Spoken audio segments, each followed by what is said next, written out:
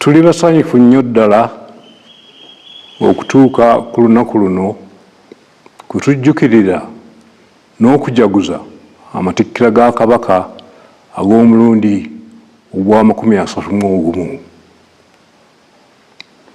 Twebaza Katonda olw'obulamu bw'atuwadde n'obujjanjabi bwe tufunye okufuna mu nsi ez'enjawulo.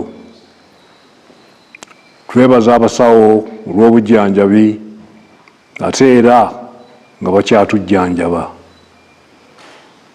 Weewaawo obulamu bwaffe bweyongedde okutereera, naye olw'embeera n'ebiragiro by'abasawo tetusobodde kubeegattako nga bwe gubeera bulijjo.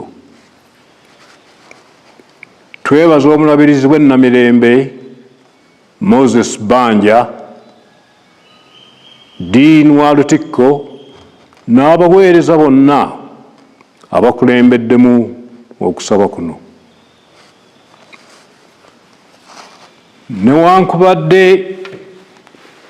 tetubaddeewo nga tuli ebweru mu kujjanjabibwa, ebintu byonna ebibaddewo tubadde tubigoberera bulungi.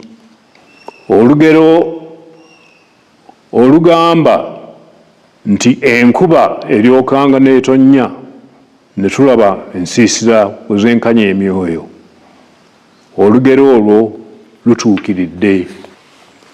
Bulijjo tubakuutira okwegatta, okukuuma n'okussa ekitiibwa mu nnono n'empisa zaffe. Wano omulabe w'ayinza okuyita singa tugayaalirira ensonga zino.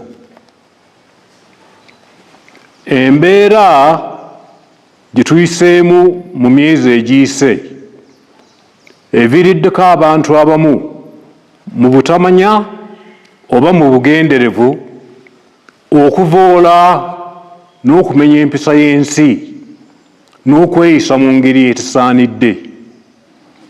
Bakoze ebintu bingi okuubisa abantu baffe ebikwata ku Nnamulondo n'Obwakabaka.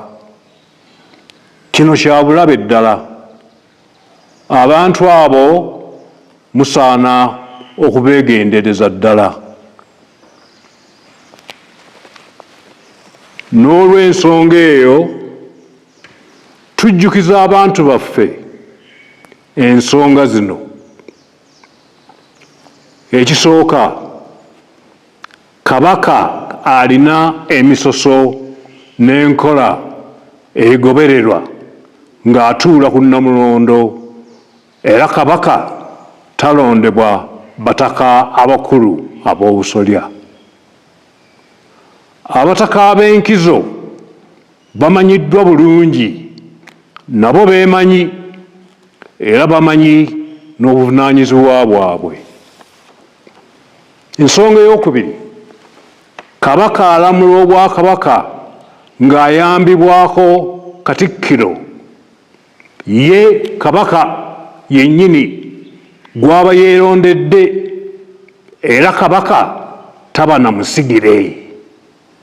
Ensonga ey'okusatu, mu nnono zaffe Kabaka alina eddembe okuteekawo oba okudibya empisa ezimu okusinziira ku mulembe nga bwe gubeera.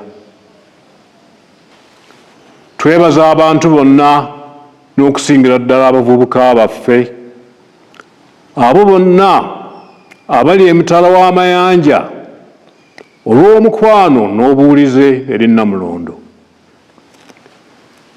Kisaanidde omukwano ogwo gukuumibwe era gulagibwe nga mulimu empisa n'obuntubulamu nga bwe kimanyiddwa okuva edda n'edda. Twebaza abantu bonna abeetabe mu kusaba kuno era ne tusiima nnyo omulimu ogukoleddwa abateesiteesi. Mukama abeere nammwe, nsanyuse nnyo okubabuuzaako.